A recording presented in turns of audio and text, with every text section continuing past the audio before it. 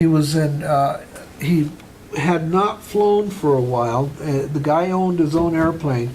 The instructor was a young guy, in his 20s, but the pilot was like in his 50s. And he had not flown for a while. The airplane had sat for a period of time.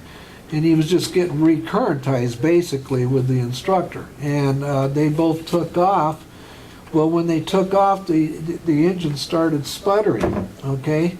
So he immediately made a left turn and it looks like he was trying to come back to the runway again. The cross runway was closed down. When he bank angled, the engine actually picked up again and started running. He leveled the airplane, no, I'm trying to think, I'm losing it now. When he went to that angle, the engine picked up and started, pushing the airplane. Well, the witness said that when the engine came back again, the tail went far right, and the airplane, of course, went into a stall spin. And what many of the things like what we went through here, they went through, and one of those was the fact that, first off, what would have happened if the engine had not come back? Would he have crashed?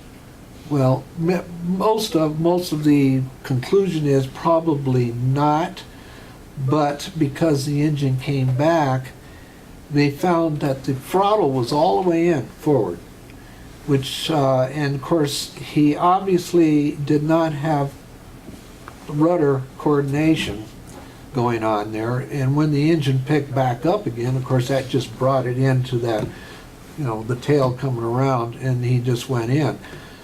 The carburetor had sludge in it. The airplane had been sitting for, I forgot how long it was several months, and was not looked at. It did just go through, I think it was an annual with the thing not long before that, but you look at the pictures and it's got this green gunk inside of it. And so that was probably a reason why the engine did what it did. The engine didn't ever quit, but it did sputter. And of course that time when they were level and trying to take off. And the conclusion on that one was that of course, like any stall spin accident, the pilot did not do rudder coordination, and that's typical of any accident like that. The other part of the investigation came out with the fact of maintenance. An airplane sitting for any length of time, for you guys that own your own airplanes, which are several of you, make sure that, if that plane has not been flying for a while, you might want to be looking at some of those things, especially in the engine, because that was one of the things that came out on this. For those of you that want to see it, I can show it to you after we get out. Anybody have any questions? Let's go back to your last one. You noticed that in her radio calls how nonchalant she was in regards to icing. Icing is very serious, and I can remember going through an upgrade for an MD-80, and he asked me, what are you going to do when you get into icing? And I said, well, I'm going to do this, this, and this. And he says, well, that's correct by the book, but let's think about this in a minute. Sublimation is one way of getting rid of icing. And how do we get rid of sublimation? We push the throttles up, we push everything up, we go as fast as we can. That subliments the ice, but you have to be in warm air to get it off the aircraft. And she failed to do that.